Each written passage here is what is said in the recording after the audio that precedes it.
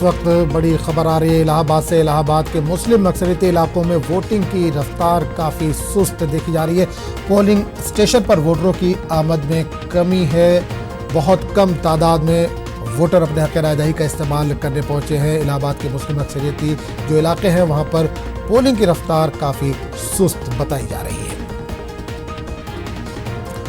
और इस पूरे मामले पर बात करने के लिए सीधे रुख करेंगे इलाहाबाद का, जहां से नुमाइंदे मुश्ताक आमिर इस वक्त फोन लाइन के जरिए जुड़ रहे हैं।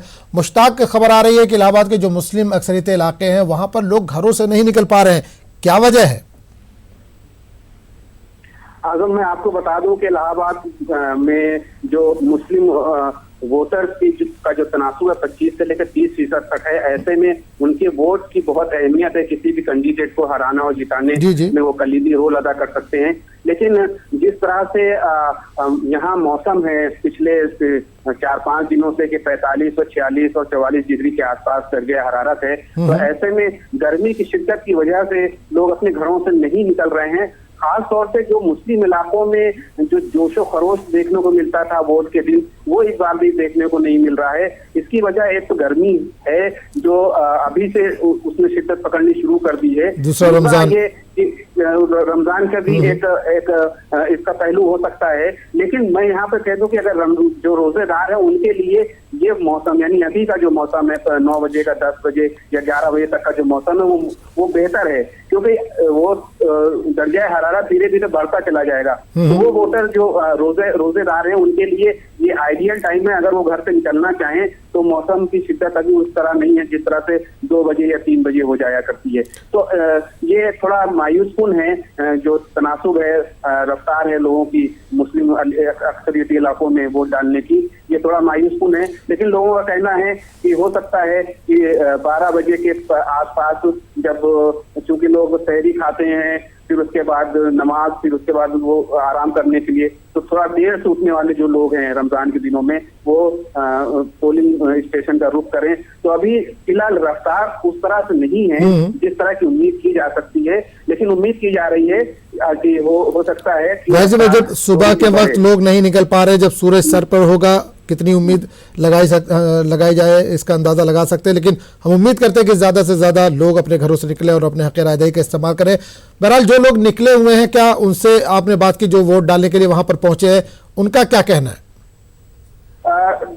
देखिए, जिन लोगों से बात हुई है हमारी, खास तौर से जो पर्दानशीन खवातीन हैं, उन्होंने तो रोजे का कोई हवाला नहीं दिया कि रोजा की वजह से उनको आने में कोई दिक्कत है। लेकिन जो मर्द वोटर हैं, राय दहिंदगान हैं, उनका ये कहना है कि हाँ, एक वजह ये हो सकती है। लेकिन जो सबसे बड़ी वजह बताई जा रही है वो गर्मी बताई जा रही है, और एक शिकायत ये बताई जा रही है कि मुस्लिम इलाकों में बड़ी तादाद में वोटर लिस्ट से लोगों के नाम गायब हैं। तो जाहिर है ये सोशल मीडिया का जमाना है, तो वो बातें गर्दिश कर रही हैं कि भाई वोटर लिस्ट में नाम नहीं है, तब इतनी दूर जा करके क्या फायदा वहां पर वोट देने से। तो इस तरह से चीजें भी फैलाई गई हैं कि वोटर लिस्ट में नाम। बिल्कुल, लेकिन मुश्ताक, एक चीज ये देखिए, सोशल मीडिया का जमाना आपने कहा, इसके अलावा पॉलिटिकल पार्टीज जो होती है, इसके अलावा जो सोशल वर्कर होते हैं वो घरों घरों तक पर्चियां पहुंचाते हैं, वोटर लिस्ट पहले से प्रिंट हो जाती है, लोगों तक पहुंच जाती है, तो उसमें लोग अपना नाम देखकर भी तो जा सकते हैं।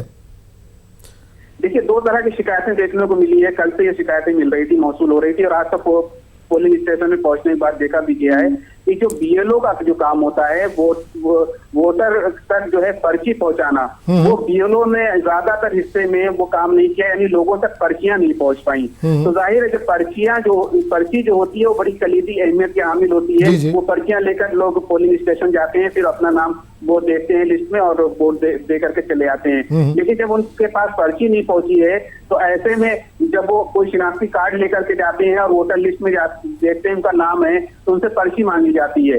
जब उनके पास पर्ची नहीं होती तो वापस लौटा दिया जाता है। जबकि तरीका ये है कि अगर किसी का नाम वोटर लिस्ट में है और शिनाख्ती कार्ड उसके पास है, जो मतलूबा इलेक्शन कमीशन का मतलूबा शिनाख्ती कार्ड मुकर्रर किया गया है वो है, तो फिर वोट देना चाहिए। लेकिन ऐसी शिकायतें मौसूल हुई है कि अगर किसी के पास पर्ची नहीं है तो फिर उससे वोट नहीं डालने दिया गया। चलिए मुश्ताक, बहुत बहुत शुक्रिया आपका इस तमाम जानकारी के लिए। आपके पास दोबारा लौटेंगे, फूलपुर सीट के ताल्लुक से भी हम आपसे बात करनी है, क्योंकि अजीम इत्तेहाद की शुरुआत यहीं से हुई थी, उसका क्या असर इस बार देखने को मिल रहा है उस ताल्लुक से भी बात करेंगे। फिलहाल इस तमाम जानकारी के लिए बहुत बहुत शुक्रिया।